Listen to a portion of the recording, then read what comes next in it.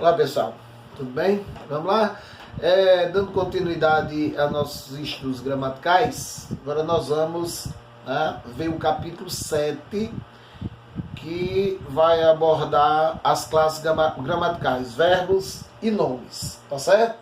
Então vamos lá, só relembrando, nós estruturamos as palavras, depois nós formamos as palavras e agora nós vamos distribuir as palavras em classes, tá certo? Então, essa é a terceira etapa do estudo da morfologia. Então, primeiro estruturamos, tá certo? Os elementos estruturais da palavra, os morfemas, radical, vogal temática, nominal e verbal, tema. Ao tema acrescentamos as desinências, nominais e verbais. Lembrando que as desinências, elas vão inicializar o estudo da concordância nominal, concordância verbal. Depois falamos dos afixos, prefixo e sufixo. Prefixo nós acrescentamos amplo radical, sufixo depois. Tá? E finalizamos com os elementos de ligação.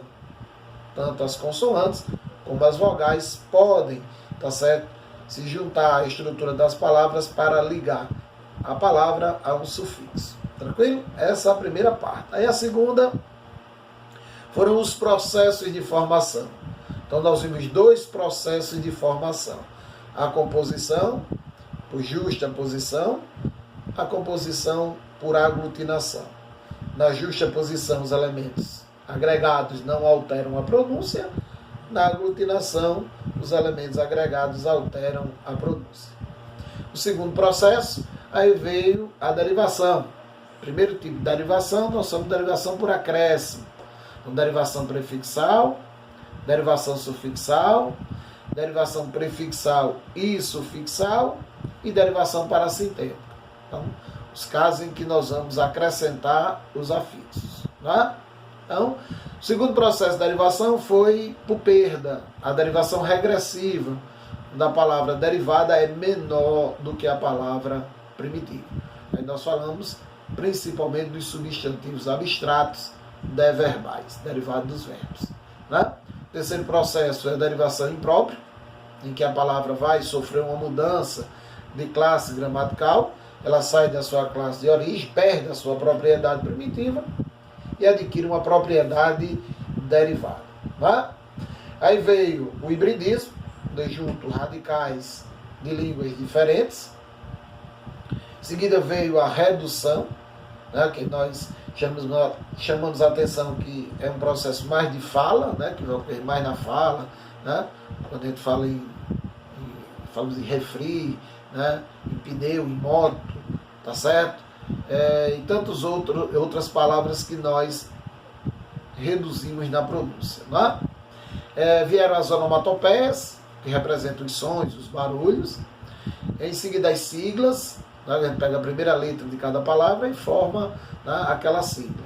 E além dos estrangeirismos, palavras de línguas estrangeiras, que quando grafadas em textos, nas redações, elas devem vir destacadas.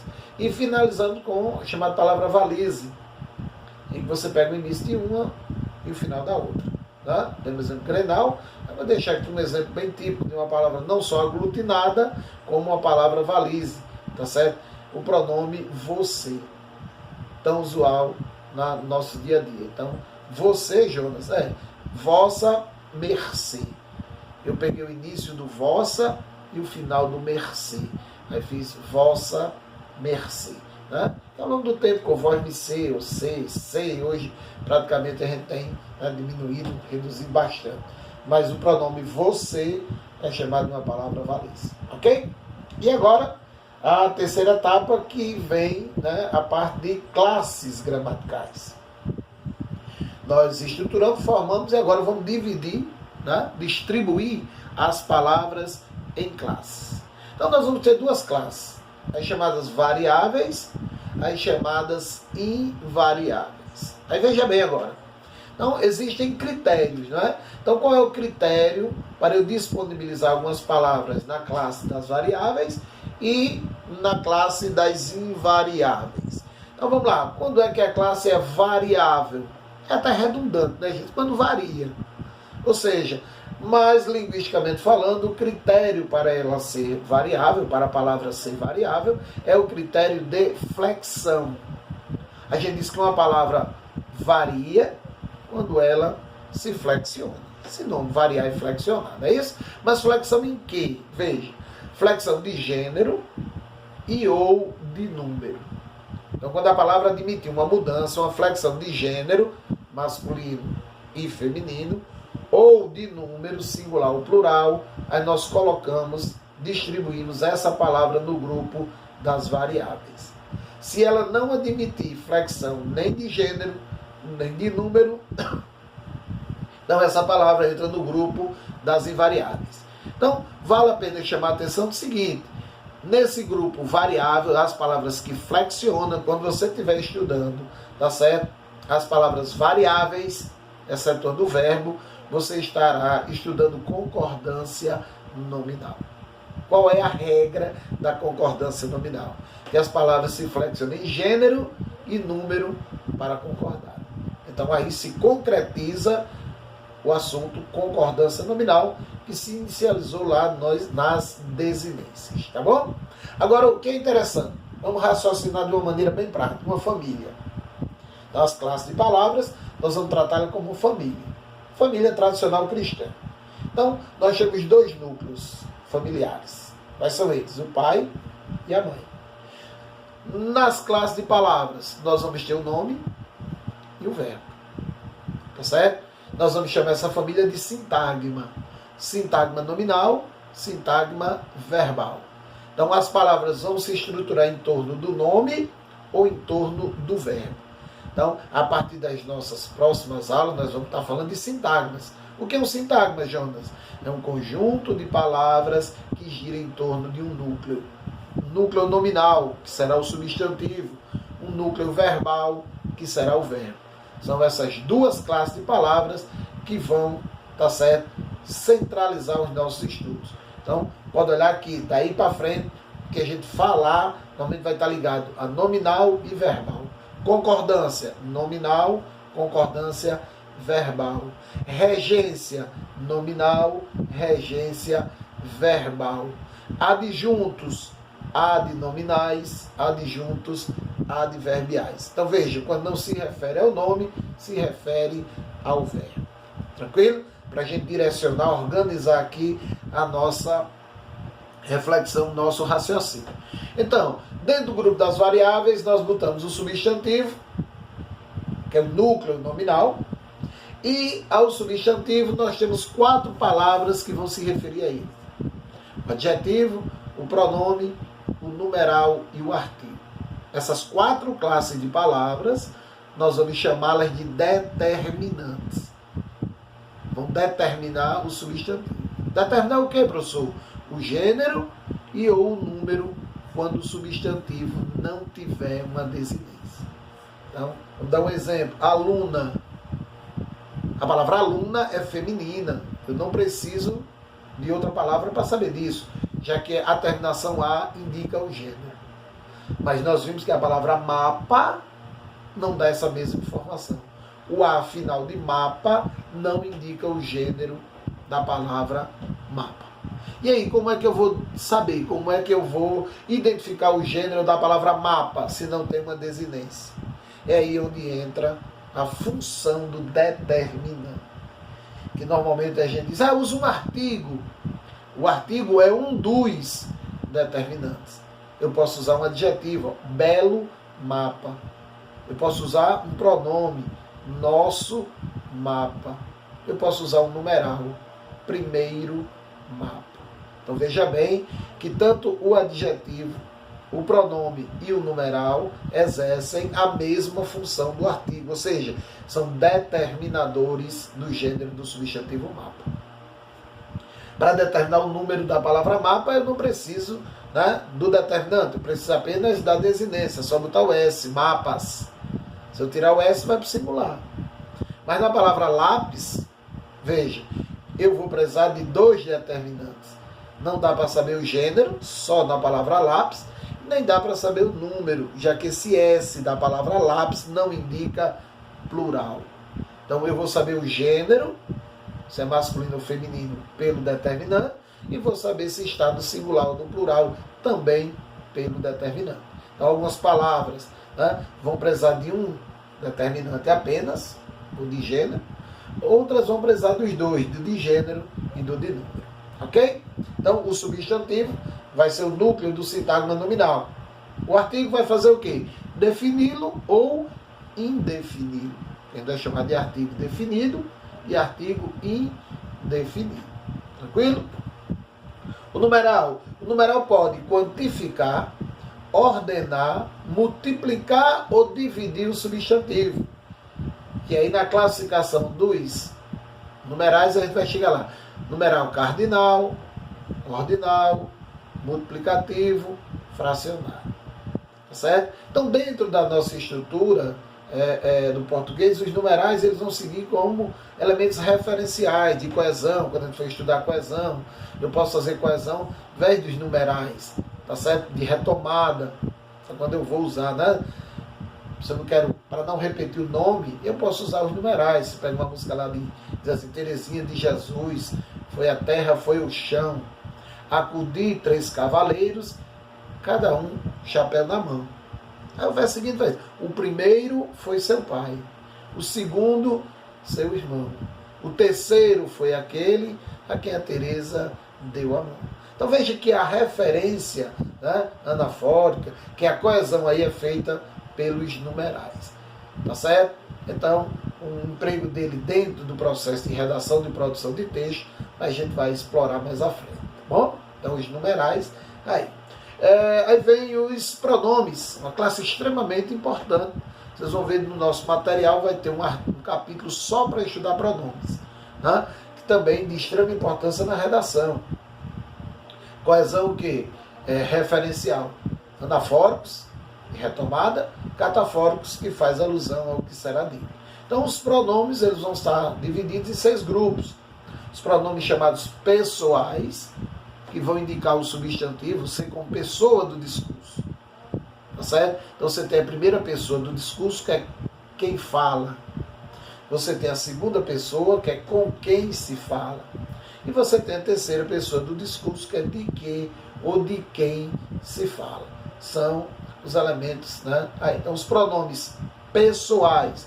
E depois nós vamos estudar a subdivisão, pessoais do caso reto, pessoais do caso oblíquo, pessoais de tratamento. Tá certo? Então, os pronomes pessoais são, né, de extrema importância aí para a gente. Depois você tem pronomes que vai indicar uma relação de posse com o substantivo. O chamado pronomes possessivos. Eu vou ter a relação possuidor, objeto possuído, tanto no singular quanto no plural. Tá certo? Temos a relação de demonstração do substantivo no espaço, no tempo e no discurso, chamados pronomes demonstrativos. Tá certo? Então, situação espacial, situação temporal, situação discursiva, que nós vamos estudar detalhadamente cada um. Então, os pronomes demonstrativos vão situar no espaço, se o objeto está perto do falante, se está perto do ouvinte, se está distante dos dois. No tempo, se eu faço referência a um fato presente, se eu faço referência a um passado recente ou um futuro próximo, ou se eu faço referência a um passado distante. E dentro do discurso, se eu vou me referir a algo que eu vou citar ainda, que é chamado de um elemento catafórico, ou se eu vou retomar o que eu disse antes, um elemento anafórico. Então, os pronomes demonstrativos, eles vão ter essa referência discursiva muito importante. Não é? Pois os pronomes indefinidos, o próprio nome já diz, indefinir, né? Se referir ao substantivo de uma maneira mais vaga, mais imprecisa. São os pronomes que não são aconselháveis serem utilizados na redação. Né? Por quê? Porque a redação pede clareza. E aí você vai ter, né, uma falta de clareza quando eu digo alguém não entendeu nada. Quem é alguém e o que é nada. Tá certo? Então, é bom evitar, não que você não use, mas é bom evitar pronomes indefinidos, porque pode ferir o princípio da clareza no texto, na produção de um texto. Tá certo? Então, quando a gente for abordar os pronomes indefinidos, nós vamos ver mais pronomes de concordância, como a palavra bastante, a palavra muito, tá certo? São alguns substantivos que, ora estão na classe dos substantivos, ora estão na classe dos advérbios. Então, quando são substantivos, variam. Quando são advérbios, não variam. Nós vamos estudar isso mais à frente. Tá bom? E o adjetivo, que é o principal modificador do substantivo. Tá certo? Vai qualificá-lo, especificá-lo. É tanto que qualquer palavra que acompanhe, que se refira ao substantivo, ela vai ser chamada de palavra adjetiva.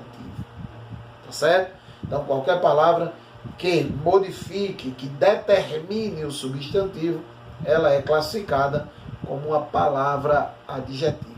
Nós vamos ver os pronomes adjetivos, pronomes substantivos, numerais adjetivos, numerais substantivos. Nós vamos ter essas referências, ok? E vem a outra palavra variável, a sexta palavra variável, que é o verbo. Também vai ter um capítulo à parte, né? Então, o verbo tem toda uma estrutura, já que ele é o núcleo de um sintagma verbal. Aí vamos estudar a classificação dos verbos, regulares, irregulares, anômalo, abundante, defectivo. Vamos estudar os modos, indicativo, subjuntivo, imperativo, os tempos, né? Presente, passado, futuro, enfim.